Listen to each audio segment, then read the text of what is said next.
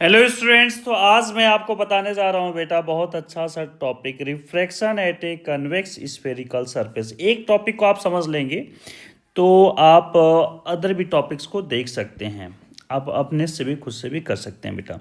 तो यहाँ पर जो सबसे पहले ऑब्जेक्ट रखा गया वो एक रेयरर मीडियम में रखा गया है। ओके, अच्छे से आप देख लीजिए, सब कुछ समझ में आएगा। और एक पॉइंट ऑब्जेक्ट है बेटा, पॉइंट ऑब्जेक्ट से लाइट इस तरह से निकल रही है। चलिए एरो का यहाँ पर साइन शो कर देता हूँ कि लाइट कैसे जा रही है इसमें से, कुछ ऐसे, ठीक है। अब ये जो पॉइंट ऑब्जेक्ट है, अब यहाँ देखिए, अगर ये कोई दूसरा मीडियम नहीं होता, ये कोई डेंसर मीडियम है, एज्यूम कर लीजिए ग्लास है यहाँ पर। ओके, और इसका जो सरफेस है, ये जो सरफेस आप देख पा रहे हैं, ये किसके है? कन्वेक्स का। क्यों कन्वेक्स बनता कैसे है? अब आपको पता होगा कन्वेक्स कैसे बनता है बेटा। कन्वेक्स लेंस की बात करें तो कुछ ऐसे बनता है, ठीक है। तो आप सरफेस देख सकते हैं कि ये कन्वेक्स है, क्योंकि बीच में इसका थिक पार्ट आपको नज़र आ रहा होगा। ओके, अब ज़रा देखिए बेटा, तो अगर ये नहीं होता, ये वाला अगर टेंसर मीडियम नहीं होता तो लाइट ऐसे सीधे निकल जाती, यहाँ से ऐसे पास कर जाती, ठीक है। पर ये है, तो यहाँ पर आपको समझने के लिए पहले एक चीज़ आप समझ जाइए, लॉ ऑफ रिफ्लेक्शन को समझिए बेटा। क्या होता है लॉ ऑफ रिफ्लेक्शन? ये एंगल आप, ये जो इंसिडेंट रहे, ये इंसिडेंट रहे, ये आपका रिफ्लेक्टेड रहे, ये नॉर्मल है, ये तीनों एक ही प्लेन में लाई करते हैं। फर्स्ट लॉ है। सेकेंड लॉ क्या बोलता है?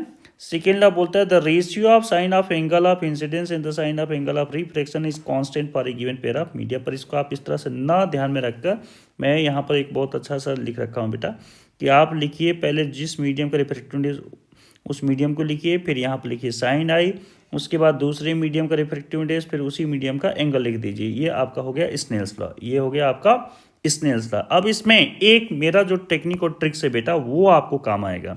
वो क्या है बेटा? डर।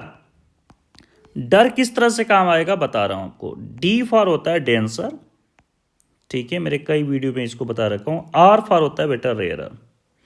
तो जब भी लाइट डेंसर मीडियम से रेयर मीडियम में जाएगी तो ए से हो जाएगा बेटा अवे। अवे का मतलब होता है दूर चली जाना। अब ये किससे दूर जाएगी बेटा? तो नॉर्मल से। ए पर अवे, और ये अवे फ्रॉम नॉर्मल, ऐसा समझ लीजिए आप, अवे फ्रॉम नॉर्मल। तो डेंसर से रेयर लाइट जब भी जा रही है तो कुछ ऐसा हो रही है। पर अगर इसको उल्टा कर लिया जाए कि सर रेयर टू डेंसर का लाइट जाएगी तो क्या होगी? तो बेंड हो जाएगी। अगर यहाँ अवे हो रही तो यहाँ बेंड हो जाएगी बेटा, ठीक है। तो आप बस ये बेसिक सा कॉन्सेप्ट आप समझ के चलेंगे तो चीज़ें आप बहुत क्लियर कट आपको समझ आने वाली है।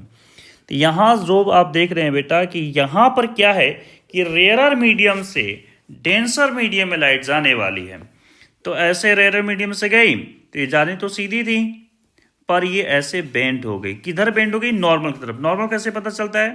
तो अगर मैं एक सर्कल बना लूँ बेटा सिंपल सा, तो सेंटर से जो लाइट ऐसे निकल के आती है बनाती है आपके 90 डिग्री। तो नॉर्मल यही था ना, आप याद कीजिए तो ज़रा, कि एक दूसरा मीडियम है, ये फर्स्ट मीडियम, ये सेकेंड मीडियम है। तो अगर कोई लाइट ऐसे आ रही है बेटा, तो ये देखिए 90 डिग्री पर अगर आ गई तो ये डेट मीन्स नॉर्मल पर आ गई। ये होता है नॉर्मल। सरफेस से कितना एंगल बनाना? 90 डिग्री बनाना। तो यहाँ जो 90 बनेगा कौन बनाएगा? सेंटर वाला बनाएगा, जो सेंटर से लाइट जा रही थी, ठीक है। डेट मीन्स ये जो सी से जाएगा बेटा, इसका अगर इस तरह से आप एक सर्कल बना लीजिए, ये है तो स्फेरिकल सरफेस है, तो यहाँ पर जो सेंटर से जो लाइट गई है ये आपका नॉर्मल। तो नॉर्मल तरफ देखिए बेंड हो गया, झुक गई है, ठीक है। ज़रा गौर से देखते रहिएगा चीज़ों को आप। तो ये लाइट कैसे जा रही है? तो ये लाइट ऐसे गई, उसके बाद ये ऐसे चली गई, तो ये यहाँ पर आई। तो यहाँ पर आकर इमेज कभी नहीं बनेगा जब तक दूसरी लाइट ना आए। तो दूसरी लाइट ऐसे चलती है बेटा, ऐसे ऐसे चलती है, ऐसे दूसरी लाइट। अब ये दूसरी लाइट भी आके यहाँ पर मिल गई होगी, ठीक है। चलिए अब देखिए, इस फॉर्मूले को, जितने भी आपके ये रिफ्रैक्शन फॉर्मूले को प्रूव करना होता है, इसको हम प्रूव करेंगे किस तरह से? तो इसको प्रूव करेंगे बेटा सिंपल सा, हम लॉ लगाएंगे स्नेल्स लॉ। कौन सा लॉ यूज करेंगे बेटा? Snell's law. और ये मेरा प्रूव हो जाएगा, इसमें कुछ भी नहीं है, 2 मिनट का बस गेम है बेटा, गेम ओवर हो जाएगा तुरंत। आइए दिखाते हैं, बहुत सिंपल सा है बेटा, है ना। तो हम लिख सकते हैं according to law of refraction, law of refraction, या फिर डायरेक्टली आप लिख सकते थे अकॉर्डिंग टू स्नेल्स लॉ, एक ही बात होता है, ठीक है। तो चलिए सबसे पहले आप चेक कर लीजिए, यहाँ का जो मीडियम है उसका रिफ्रैक्टिव इंडेक्स कितना है? एनआर। एनआर मतलब आर का सेंस यहाँ पर दे रखा हूँ मैं कि रेयर मीडियम। और एंगल ऑफ इंसिडेंस तो साइन आई है, चेक कर लीजिए यहाँ पर चेक कर सकते हैं बेटा, यहाँ पर आप देख सकते हैं ये क्या चीज़ है, एंगल ऑफ इंसिडेंस, और ये क्या है, एंगल ऑफ रिफ्रैक्शन, और यहाँ पर क्या है, रिफ्रैक्टिव इंडेक्स ND है। ठीक है, तो बस इसको हम लिखेंगे यहाँ पर इक्वल ND साइन R। अब ये प्रूव हो गया बेटा, इसमें ज़्यादा परेशान होने की जरूरत ही नहीं है। ठीक है, अब देखिए बेटा, I एंड R, ओके, ये जो एंगल है I and angle R small angle, ये कैसे एंगल है बेटा, स्मॉल एंगल। अगर ये स्मॉल एंगल हैं तो इस कंडीशन में मैं डायरेक्टली लिख सकता हूँ NRI इक्वल, अच्छे से देखिएगा, NDR। ये फर्स्ट आपको समझ आ गया होगी बात। अब मुझे I और R का नीड है, तो I और R कैसे मिलेगा, अगर I को आप देख रहे हैं बेटा यहाँ पर, तो किस ट्रेंगल को लेंगे तो I का काम बनेगा। ये देखिए, तो ये I बना कैसे था, ये नॉर्मल से बना था और इससे बना था, तो एक तो ये वाला चाहिए, एक नॉर्मल चाहिए, ये आप देख सकते हैं यहाँ पर। तो कौन सा ट्रेंगल होगा, OQC। तो हम बात कर लेते हैं बेटा इन ट्रेंगल OQC। किस ट्रेंगल में बात कर लिए, OQC को अगर आप देख रहे हैं तो मैं कुछ बातों को यहाँ पर दिखा रहा हूँ आपको। पहले ट्रेंगल ही बना के दिखा देता हूँ। OQC कुछ ऐसे बना था। ठीक है, कौन कौन सा एंगल है, तो यहाँ आई थिंक अल्फा था, यहाँ पर एक बार चेक कर लिया जाए, यहाँ गामा है, और ये एक्सटीरियर एंगल बना रखा है जो है I। चेक कर लीजिए एक बार, आप मैच करा सकते हैं। ये था Q आपका, ये है O, और ये क्या है बेटा, C है। सो इस ट्रेंगल में OQC में आप देखेंगे बेटा, तो जो आपका नजर आ रहा होगा I, ये किस टाइप का एंगल है बेटा, इसको हम बोल सकते हैं ये एक्सटीरियर एंगल है। तो जो एक्सटीरियर एंगल होता है वो सम ऑफ इंटीरियर एंगल के इक्वल होता है, सम ऑफ इंटीरियर एंगल के इक्वल होता है। तो मैं यहाँ पर जस्ट पुट कर देने वाला हूँ वैल्यू। ठीक है, तो मैं लिख सकता हूँ directly I equal, angle I लिख लेना चाहिए, चलिए एंगल I लिख लिया। I इक्वल क्या हो जाएगा बेटा, angle alpha plus angle gamma. ठीक है, अब मैं बात करूंगा दूसरे ट्रेंगल। मेरे पास I आ गया, मुझे क्या चाहिए, R चाहिए। इन ट्रेंगल कैसे R मिलेगा, जरा गौर से देखिएगा, अच्छे से देखिएगा बेटा। यहाँ पर ये आपका R है और ये है गामा, ये है बीटा। इस वाले ट्रेंगल को देखिए IQC, कौन सा ट्रेंगल बेटा, IQC में अगर आप चेक करेंगे IQC, अब मैं डायरेक्टली लिखूंगा बेटा, आप देख लीजिए थोड़ा सा। तो यहाँ पर एक्सटीरियर एंगल कौन सा है, गामा, कौन सा है, गामा। इंटीरियर एंगल कौन सा है, R और बीटा। सो गामा इक्वल हो जाएगा बेटा, आपका हो जाएगा gamma equal R plus beta. आई होप कि इतनी बातें आपको समझ आ गई। ठीक है ना, ये ट्रेंगल का साइन बना रहा हूँ, पर मुझे तो यहाँ पर R चाहिए, तो R इक्वल क्या हो जाएगा, तो कुछ नहीं, बीटा को उधर लेके चले जाइए, तो ये हो जाएगा गामा माइनस बीटा। आई होप कि आपको ये बातें क्लियर हो गई होंगी। ठीक है, ये देखिए बीटा को मैं उधर लेके चला गया तो बीटा माइनस में बन गया। अब इन वैल्यू को, इसको मैं इक्वेशन कर लेता हूँ 1, इसको कर लेता हूँ 2 और इसको कर लेता हूँ 3। ओके, तो मैं यहाँ लिख सकता हूँ putting the value of angle I and angle R in equation 1। किस में रखेंगे बेटा, 1 में रखेंगे। तो चलिए 1 में रख लेते हैं, देखते हैं क्या आता है। ये आ जाएगा NR I की प्लेस पर क्या रखेंगे बेटा, अल्फा प्लस गामा, और यहाँ R NDR, R के प्लेस पे क्या हम रखने जा रहे हैं, ये क्या था बेटा, गामा माइनस बीटा। चलिए यहाँ तक आपको आई होप कि क्लियर होगी, बातें समझ आ रही होंगी बेटा। तो अब मैं इसको थोड़ा सा ब्रेक कर लेता हूँ, अंदर लेके चला जाता हूँ। NR alpha plus NR gamma equal ND gamma minus ND beta. देखिए आपको, अगर आप अच्छे से देखेंगे तो आपको गामा दो जगह नजर आ रहा होगा यहाँ पर, और ये बीटा जो है माइनस में, इसको इधर लेके चले जाइए तो प्लस में हो जाएगा, और इसको मैं इधर लेके जाऊंगा तो ये माइनस में हो जाएगा। ठीक है, आइए मैं आपको दिखाता हूँ कैसे, क्या कुछ बातें कर रहा हूँ था मैं। ये NR मतलब क्या था, रेयर था। NR अल्फा, ये जो बीटा वाला टर्म आपको दिख रहा होगा, ये वाला टर्म, इसको मैं इस साइड लेकर आऊंगा, माइनस है तो प्लस हो जाएगा, इस साइड आते प्लस क्या हो जाएगा बेटा, ये हो जाएगा आपका ND बीटा इक्वल, ये हो जाएगा बेटा आपका ND gamma minus NR gamma. आई होप कि इतनी बातें आपको क्लियर हो गई होंगी। ओके, चलिए आगे बढ़ते हैं बेटा। सो यहाँ पर हम लिख सकते हैं इसको, अभी गामा गामा कॉमन चाहे तो आप ले सकते हैं, ये हो जाएगा बेटा गामा कॉमन लेने पर n d minus n r, और ये आपका है n r alpha plus n d beta.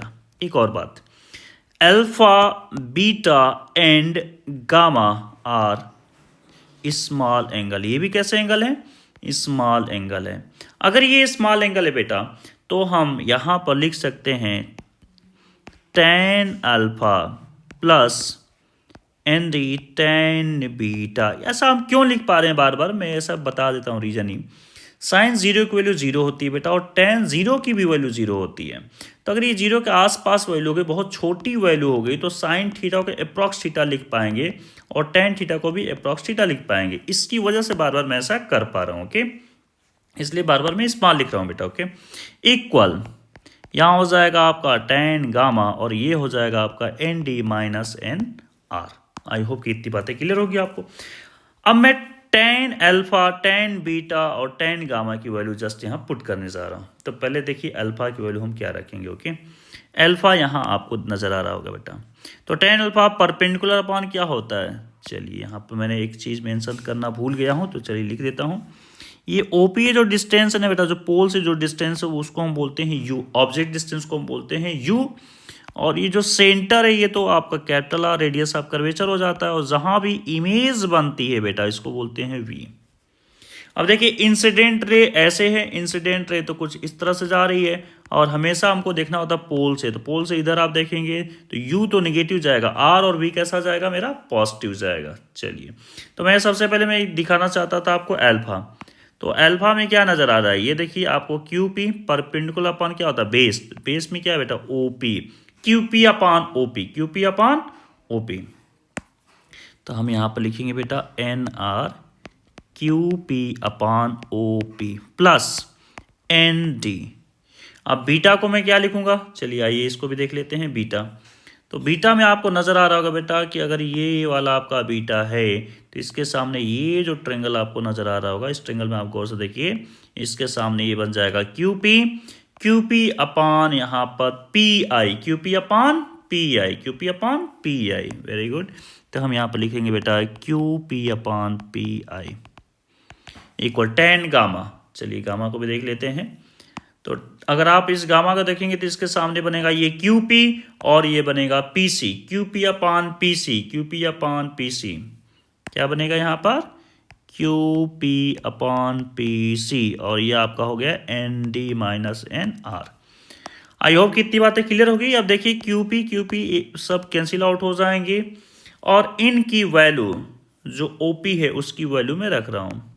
तो ओ पी की वैल्यू क्या हो जाएगी बेटा, 1 अपॉन माइनस यू, और प्लस एन डी की वैल्यू, ये पी आई की वैल्यू क्या होगी, वी हो जाएगी, प्लस सी होगी, और पी सी की वैल्यू क्या होगी, आर होगी, और ये हो जाएगा आपका n d minus n r. एक बार बता देता हूँ क्यों हुआ।